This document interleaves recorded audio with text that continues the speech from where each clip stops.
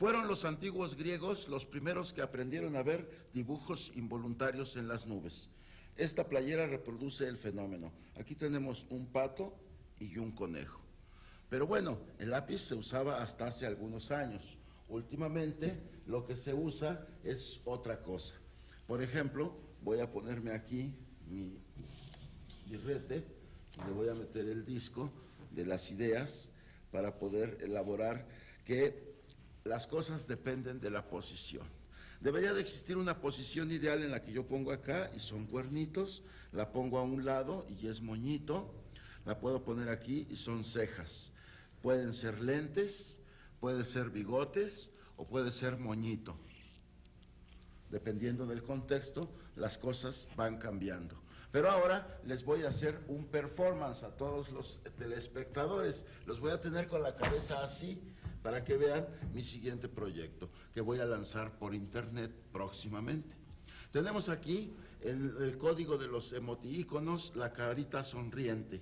A la carita sonriente yo le puedo agregar una X para transformarla en un monito vestido de etiqueta. El mismo elemento, si lo cambio de posición y lo pongo en la parte de arriba, hace que el monito se convierta en mujer. Si reproduzco 2X en la parte de arriba, entonces la mujer deviene en muñeca. Si ahora quito los elementos y le agrego en la parte de abajo 2 puntos, el elemento se transforma exactamente en un muñeco. Ahora voy a utilizar mi peluca, que parece más bien una explosión atómica, para demostrar cómo las cosas dependen del contexto. Tenemos aquí, previamente marcados, 3 elementos aparentemente similares. Son la representación esquemática en cómic de 3 nubes. Pero si nosotros movemos este elemento y lo transformamos y lo convertimos en un árbol que vive aquí, y acá le hacemos así la apariencia de que esto es un borreguito, veremos cómo el contexto es el que determina lo que es nube, árbol y borrego en el mundo del cómic. El principio eran publicaciones con puros servicios americanos. Estaba lógicamente Paquito como el gran líder de historietas que seguíamos, y ya estaba ahí tirado años después, y estaba Cruz, ya estaban ellos haciendo una página cada semana. De pronto surge, aprovechando especialmente a Butze, que estaba en Mujeres y Deportes, una revista que editaba publicaciones herrerías, se aprovecha para hacer un pequeño, al formato de selecciones, una pequeña publicación que empieza a aparecer los lunes y los miércoles, que se llama Chamaco Chico. Esto lo publica Herrerías. Va tomando auge porque entra Bolaños con Rolando Rabioso, y luego entra Marín con Cumbres Borrascosas, creo que se llamaba, y empieza a tomar auge el Chamaco Chico, pero no se publica más que 3 veces a la semana. Yo entonces, teniendo un pequeño estudio en la Colonia Estrella, trataba yo de venderle una historieta a Cyrus para su Paquito, porque tenía yo la ambición de publicar una página dominical y todo. Valdiosera es un hombre ecléctico que ha divagado con gran creatividad y con brillo muchas veces por las más diversas actividades, pero digo Cruz, Valdiosera, son de estos protagonistas de la segunda generación de historietistas mexicanos que dan un perfil muy típico, muy peculiar.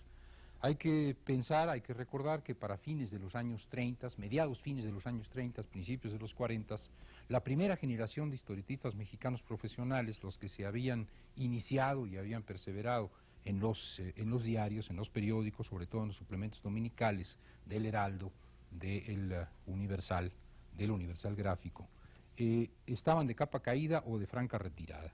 Gente como Audifred, gente como Neve, gente como Hugo Tillman, se habían replegado a la caricatura o se habían replegado a la ilustración y habían dejado la historieta. Gente como Artenac, que había continuado haciendo historietas, muere en 1940. Gente como Acosta, que continúa durante muchos años haciendo historieta. Siempre su personaje Chupamirto se repite ya sin la creatividad que tuvo al principio. Hay por lo tanto un vacío de historietistas. Hay una primera generación que muy rápidamente sale del panorama, y cuando aparecen las primeras revistas de historietas, estoy hablando de 1934, donde aparece Paquín, después en 35 cuando aparece Paquito, después en 36 cuando aparece Pepín, y en 36 también cuando aparece Chamaco, es decir, en la segunda mitad de los años 30, cuando las revistas de historietas, las revistas especializadas, son el soporte, son el vehículo fundamental del cómic mexicano, se encuentran los que las editan con que en cuanto a producción nacional no existe una camada, no existe un grupo de profesionales al que se pueda recurrir, o no son los que ya habían demostrado su calidad profesional en los diarios desde 10 años antes o 15 años antes. Y surgen entonces jóvenes, muy jóvenes, una nueva generación, una nueva camada, una nueva oleada impetuosa, numerosa, poderosa, que demostrará su poder después con el transcurso de los años, que anima la historieta de la época de los Pepines. Uno de estos protagonistas, uno de estos nuevos moneros, con particular iniciativa, es Ramón Valdiosera. Leí en un periódico que un señor Valdiosera, y se me quedó el nombre por lo raro, un señor Valdiosera, que vive en la Colonia Estrella, solicitaba dibujantes. Ya no me dio más datos, pero inmediatamente me fui preguntando dónde quedaba la Colonia Estrella, y como estaba en formación, pues nadie la conocía, hasta que una señora ya me dijo que quedaba por la villa. Me fui para allá caminando, pasé Peralvillo, que ya apenas conocía yo la Ciudad de México. Pasé Peralvillo y sí, efectivamente llegué a la Colonia Estrella. Y ya vi que había unas cuantas casitas y dije, no, pues no va a ser difícil localizarlo. Me voy a asomar por las ventanas donde vea yo pinturas o dibujos o respiradores, ahí toco. Pues no me costó mucho trabajo, porque como a la tercera o cuarta casa, vi en un caballete, vi una pintura taurina, porque era muy aficionado Valdiosera a los toros.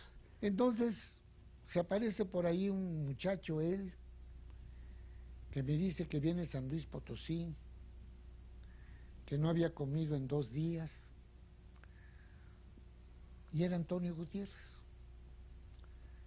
Había pasado por mi pequeño departamentito, era un cuarto, ¿no? Pero como tenía un montón de cuadros, historietas pegadas y todo, él se interesó y pasó a verme, me dijo, ¿por qué no me da trabajo? Le digo, yo estoy consiguiendo un trabajo con Paquito, le digo yo. Si lo puedo conseguir, pues no te daría trabajo, pero pues si quieres, quédate aquí, dices que yo soy dibujante. Y llevaba los clásicos dibujos que te ponen a hacer, que son estudios de caras, de torsos y todo. Y le digo, mira Gutiérrez, acabado de salir Príncipe Valiente. Era el año, ¿qué te puedo decir? Creo que era el año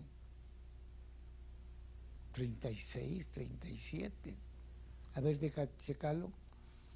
Yo tenía 16 años, era 34. Entonces ya le puse las páginas de Príncipe Valiente y el viejo Tarzán de Foster, porque vi que él tenía un estilo muy naturista de historieta, ¿no?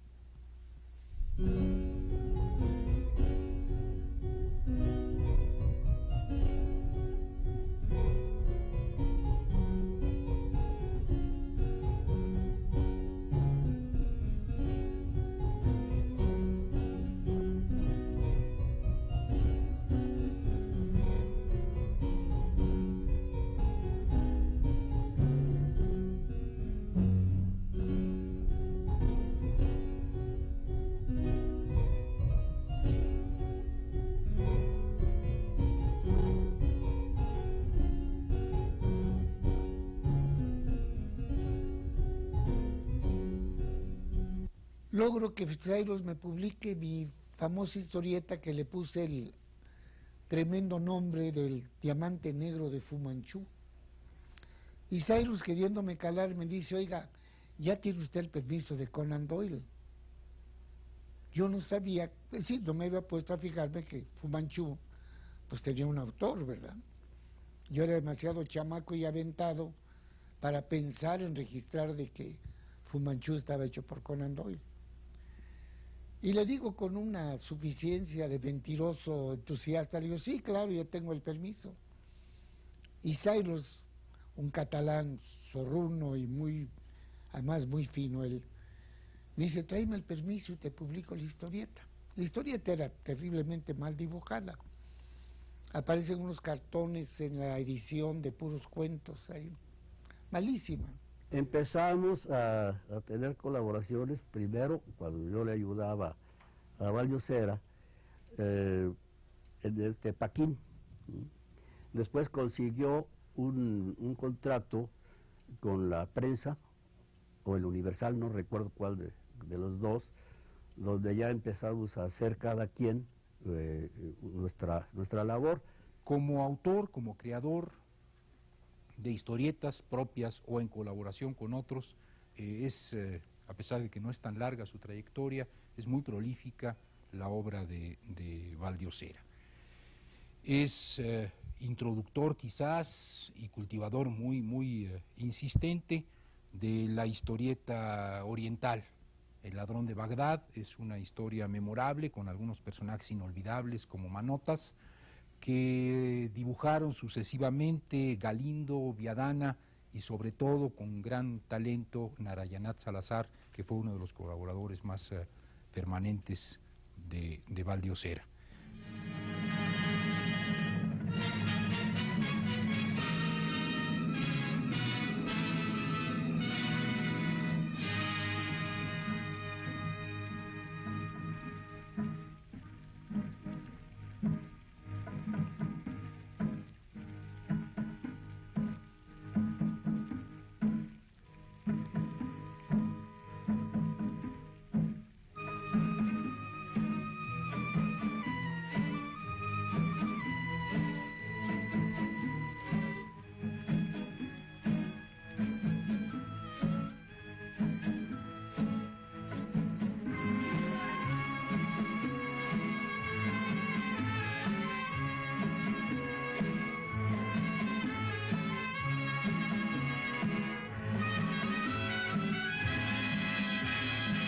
Y me ofrece 2 pesos por cartón Herrerías. Y le digo, bueno, ¿y qué pasa si yo coloco el Chamanco Chico en diario? Me dice, pues le daré 4 por cartón. Entonces, ya para ese tiempo está Gutiérrez conmigo, está Quintero, un muchacho que después matan ahí en el Olímpico, en el cabaret del Olímpico, muy buen entintador. Yo era bastante buen fondista y era el que hacía el argumento y hacía los textos, la letra y todo, ¿no? O sea que tenía en mis manos realmente la parte medular de la historieta. Se publica Ladrón de Bagdad y se va a otro día después, al mes ya son 2 días más, y el domingo aparece con gran publicidad en Novedades y se logra el primer diario de cómics en el mundo. Tuvimos épocas muy malas, tanto que nos quedábamos sin comer. Tuvimos 3 días en absoluto ayuno. Teníamos que entregar una historieta, ya no me acuerdo a dónde, si con Balseca o con Herrerías, creo que fue con Herrerías, pero nos pagarían hasta que entregáramos el trabajo y estábamos muy atrasados. Pero lo más curioso es que muchos de los que estaban ahí en el estudio tenían su casa aquí en México. Vivían ahí en el estudio, pero tenían su casa. Los únicos que no la teníamos era Valdosera y yo. Por solidaridad, nadie iba a comer, para que no nos sintiéramos mal.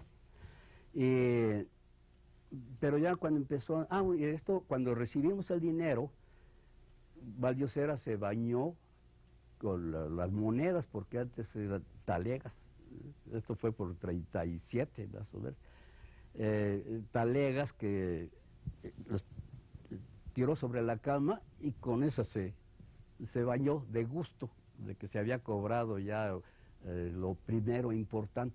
Ya habíamos logrado lo que no habían podido lograr muchos, que era entregar 12 cartones diarios. Pero había hecho la cosa en una especie de sinfín de tipo fábrica, ¿no? Aquí estaban enmarcando, encuadrando los cartones, aquí yo hacía el texto, antes hacía una cosa muy rough, de boceto para saber dónde iría mi texto. De ahí pasaba a Gutiérrez, que trazaba, Quintero, que entintaba las figuras, pasaba el cartón para que yo hiciera los fondos, y ya estaba el muchacho borrando y poniendo guacha lo que nos pasábamos. Pero teníamos tan medido el tiempo que yo veía el reloj y le decía, estamos atrasados cartón y medio. Ramón Valdiosera no solamente es un dibujante talentoso, dotado, sino que es un espléndido guionista, es un narrador nato que ha hecho y que hizo en su época de monero numerosas historias que otros ilustraron, es director de publicaciones y editor él mismo, aunque esto en menor escala. Es por lo tanto un hombre orquesta, un animador de la historieta y no solamente un monero que se sienta detrás de su respirador. Pero además es un organizador de los moneros.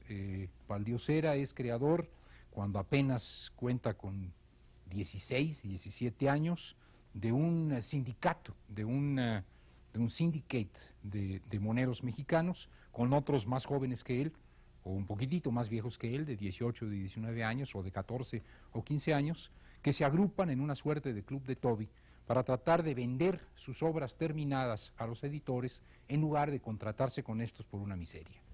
Cuando yo lo propuse a Herrerías, se levantó así de su escritorio y me dijo, ¿qué? ¿Quiere usted ser socio mío? Pelagatos, me dice. ¿Usted un mugroso monero? ¿Quiere usted ser socio de Publicaciones de Herrerías? Entonces yo también tenía mi casa. Digo, señor, le dije, lo único que estoy pidiendo es que se nos lleve en el barco para que si hay éxito, pues compartamos un poco. Le digo, a mí me gusta tener casa propia, quiero tener libros bonitos para documentarme, quiero vivir como un ser humano. Le dije, vivo en un cuartucho, ahí trabajamos 10 gentes y escasamente vivimos, porque te puedes imaginar que aunque me pagaban a 4 pesos el cartón, pues 48 pesos diarios para 6 gentes, renta, luz, teléfono, material, y todavía pagar recibos, timbres para los recibos, no les quedaba nada, ¿no? Bueno.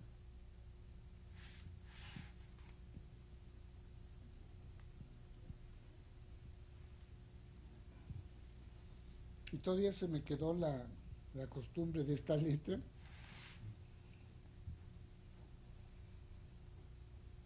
A mí me pasaba era que los dibujantes había que enseñarlos no a dibujar, que esto quede muy claro, porque yo no enseñé ni a Mora, ni a Suárez, ni a Baker, ni a Gutiérrez, ni a todos esos dibujantes que salieron de mi estudio. Yo los enseñé a dibujar, los enseñé a ser historietistas, que es otro timing, digamos, otro estilo de dibujar, porque tú encuentras muy buenos dibujantes que no son historietistas, como por ejemplo, como Mayo, como los de Vampirella. Algunos son magníficos ilustradores y te hacen una carita y una secuencia con la boca abierta y ves tú que son muy bellos dibujos, pero no tienen el timing de la historieta. Yo enseñé a ellos a ser historietistas, porque yo al darles el bosquejo de la historieta, yo les daba el formato que yo necesitaba en mi argumento. Como yo tenía que hacer la letra, yo tenía que calcular el espacio en que podía ir. Y como yo le bocetaba en el cartón en línea azul la figura, ya el dibujante podía o cambiarla totalmente o reafirmarla y se hacía más rápido. Entonces, por ejemplo, cuando yo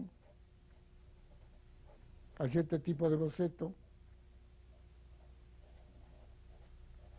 le estaba dando al dibujante el formato que yo necesitaba.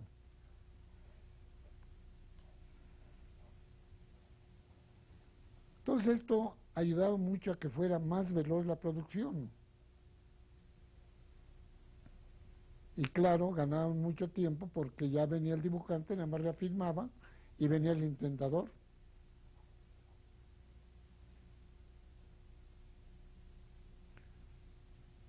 Y hacíamos cartones a una velocidad tremenda, ¿verdad?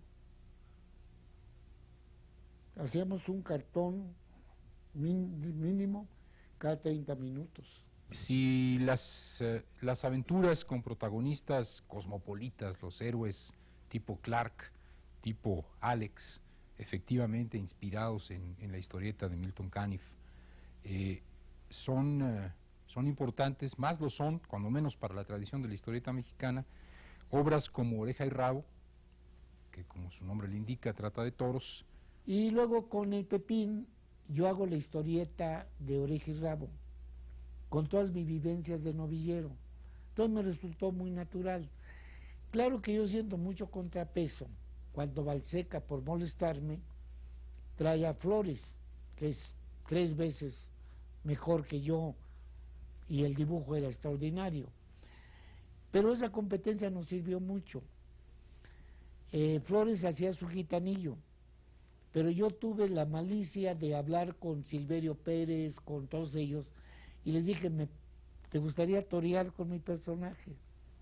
Entonces fíjate la visión que tuve. Agarraba personas físicas que el público admiraba y los ponía a torear con mi personaje. Pancho Flores es el más admirado probablemente por sus compañeros de trabajo, merecidamente. A diferencia de Casillas, a diferencia de Gutiérrez, con los que comparte la condición de grande, Pancho Flores es tan buen ilustrador como narrador.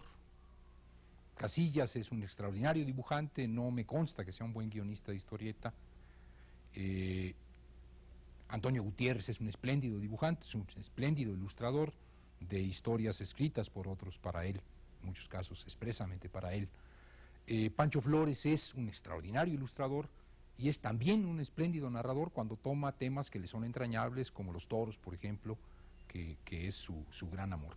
Toreamos juntos y después que nos retiramos de la toreada, toreábamos en corridas de beneficencia, con el palillo y con todas esas, ¿no? Era muy bohemio, se fue aficionando mucho al trago y tenía muchos amigos en el ambiente torero, torerillos y todo, y gente ya con nombre, que por unos apuntes de toros y por halagarlo y todo, venía la eterna invitación a tomar tragos. En México es un país donde nunca te invitan a comer, pero sí se gastan 3 veces en invitarte tragos. Tú nunca encuentras uno que te diga, oye, te invito a cenar. Dice, te invito a tomar unos tragos. Entonces a Flores lo fueron haciendo dipsómano poco a poco. Flores tiene su época de oro en Pepín, con Gitanillo. Porque Pancho Flores para mí se adelantó a su época. No he conocido a otro que tenga la facilidad, tanto mental como de habilidad para dibujar. Entonces un día me dice Flores, oye, yo ya me cansé de estos tales por cuales, me dijo. Y él pintaba, ya empezaba a pintar. Le empezaron a llegar pequeños contratos, carteles, toreros que le pedían un cuadro de ellos y todo. Se había hecho muy famoso con Gitanillo, entonces dejó la historieta. Pero para mí ha sido el historietista realmente más genial que ha habido. Y ya cada quien siguió por su lado. Pero yo insisto en la actitud de Valdiosera.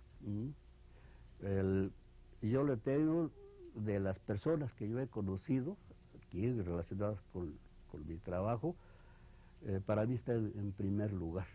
Porque antes nosotros hacíamos el argumento, hacíamos la letra, dibujábamos la historieta y teníamos auxiliares. pero éramos dueños de la historieta, éramos creadores totales de la historieta. Ahora no los hay. El argumento se lo dan a una persona que ni conoce el estilo ni el feeling del dibujante. El dibujante hace un trazo muy mecánico porque le pagan por hacer eso. Y el entintador hace su estilo y queda una cosa híbrida, rara, que naturalmente, bueno, ya acostumbraron durante 5 años o 10 años al público. Pero si queremos tener historieta mexicana, tenemos que volver a los estilos clásicos. Ahora nos vamos exactamente al otro polo. Les he preparado en esta ocasión una de mis piezas maestras, pero para hacerlo más difícil, para demostrar que el contexto es exclusivamente mental, me voy a quitar el guante. Aquí tenemos unos bolos de boliche y no se transformarán sino hasta el instante en que yo se los revele. Esos bolos de boliche son unos pingüinos.